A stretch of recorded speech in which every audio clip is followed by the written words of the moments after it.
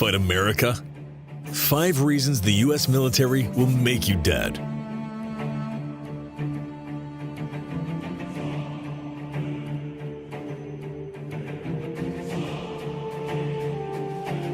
The United States is the most formidable military power the world has ever seen.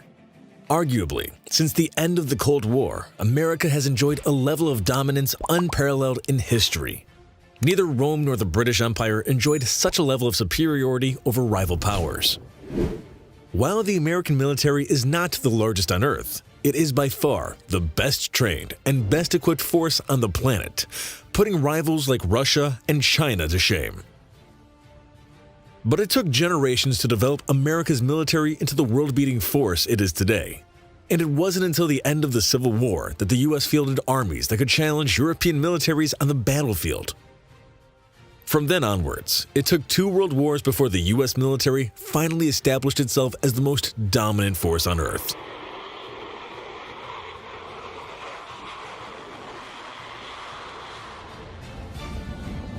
Here are 5 of all-time deadliest innovations in America's arsenal. Number 1. The Gatling gun.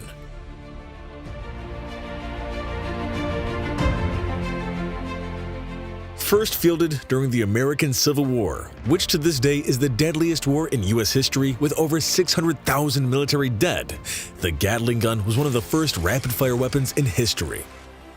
Consisting of multiple barrels rotating around a central axis, the weapon, invented by Richard Gatling, solved the problem of providing sustained fires for the first time in the gunpowder age.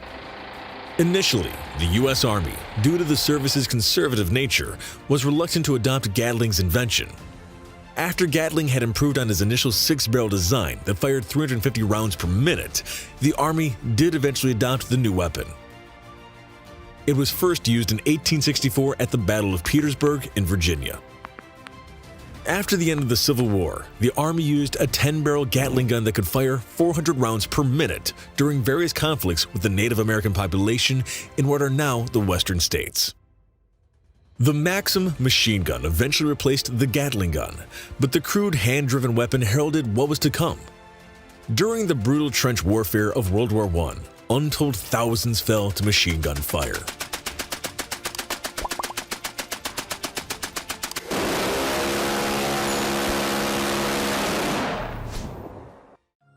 Number 2. The atomic bomb. The United States developed the atomic bomb during the height of the Second World War under a program called the Manhattan Project. The project kicked off in 1939 when the Advisory Committee on Uranium told President Franklin Roosevelt that the element would provide a possible source of bombs with a destructiveness vastly greater than anything now known. Work on the bomb went into overdrive after the attack on Pearl Harbor on December 7, 1941, when the United States formally entered World War II against Nazi Germany and Imperial Japan. Much of the urgency was driven by the belief that the Nazis were working on their own version of the bomb. The project eventually succeeded and yielded the 2 weapon designs that ultimately brought the Second World War to an end. On August 6, 1945, a lone B-29 bomber called Enola Gay, commanded by Colonel Paul Tibbets, destroyed the city of Hiroshima with a single 15-kiloton nuclear weapon called Little Boy. A few days later, a 21-kiloton yield weapon called Fat Man destroyed Nagasaki on August 9, 1945. Seeing the writing on the wall, the Emperor of Japan ordered an unconditional surrender. The world would never be the same with the dawn of the atomic era.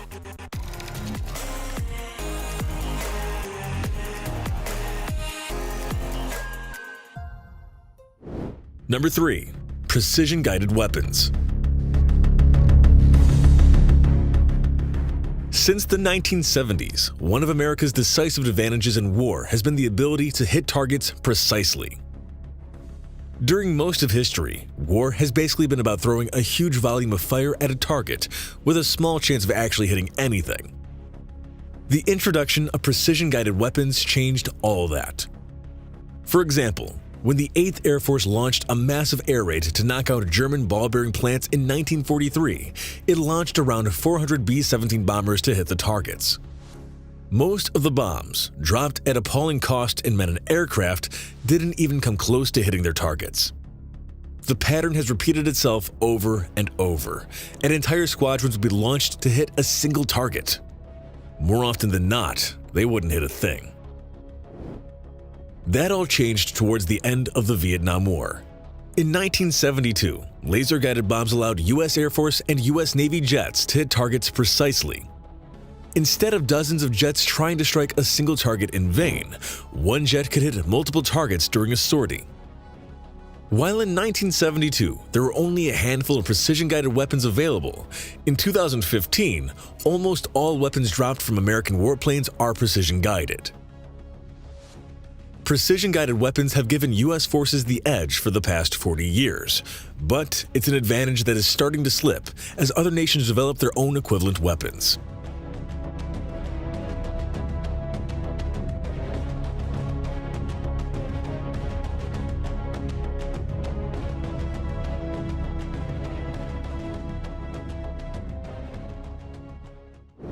Number 4. Stealth.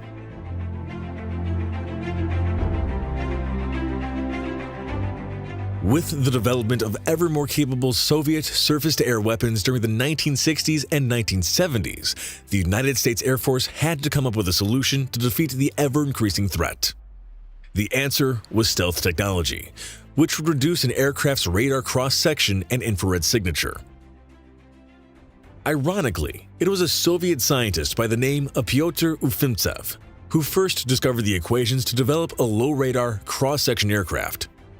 Ufimtsev's work eventually came to the attention of Lockheed engineer Dennis Overholzer, who then developed the configuration for the first stealth aircraft, which he called the Hopeless Diamond. The Hopeless Diamond eventually evolved into the Lockheed F-117, the world's first operational stealth aircraft in 1981. From that initial starting point, American stealth aircraft development took off in new directions.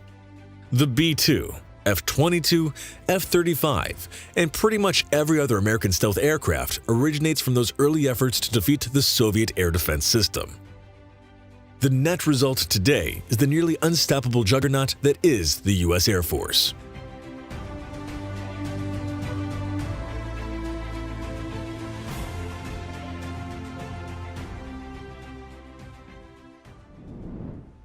Number 5. Drones. When Abe Karem first developed the Gnat, which eventually evolved in the General Atomics MQ-1 Predator, he probably could not have imagined his invention would herald a revolution in the ways wars are fought. Instead of risking lives over the battlefield, American forces can fight remotely with these new systems. While initially considered a passing fad, the past 15 years have shown that unmanned aircraft are here to stay, and war will never be the same.